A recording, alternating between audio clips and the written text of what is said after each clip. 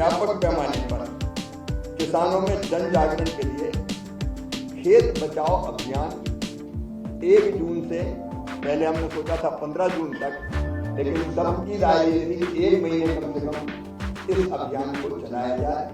खेत बचाओ अभियान में एक तो उर्वरकों का संतुलित उपयोग, अनावश्यक उपयोग ना हो। सॉइल हेल्थ कार्ड में जो सिफारिश है उसके हिसाब से किसानों को एजुकेट करने की कोशिश होगी कि संतुलित उपयोग जितना आवश्यक है उतना करें। एक चीज, दूसरे प्राकृतिक खेती की तरफ भी धीरे धीरे ध्यान दें, उस पर भी व्यापक पैमाने पर चर्चा हुई है। लगभग रजिस्ट्रेशन 20 लाख किसान 20 लाख में कर रहा है, एरिया 8 लाख हेक्टर एरिया है, तो उस पर भी ठीक दिशा में काम चल रहा है। आज हमने आग्रह किया है कि कम से कम कृषि मंत्री और राज्यों के बाकी जिम्मेदार जनप्रतिनिधि, अगर उनके पास खेती की जमीन है तो कम से कम 1/4 हिस्से में तो प्राकृतिक खेती के प्रयोग खुद भी करें।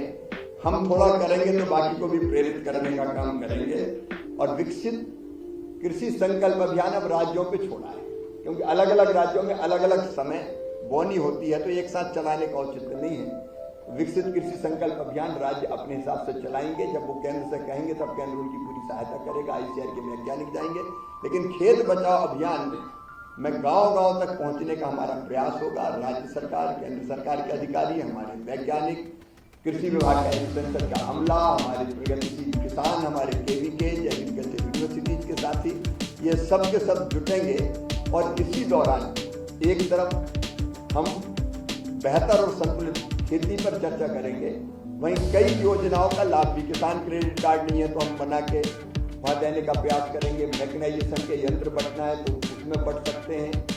सॉइल हेल्थ कार्ड अगर देना है तो उसमें दिए जा सकते हैं। तो जितनी चीज़ें व्यवहारिक रूप से हो सकती है उसमें देने का प्रयास करेंगे। ये खेत बचाओ अभियान 1 से लेकर 30 जून तक व्यापक पैमाने पर चलेगा।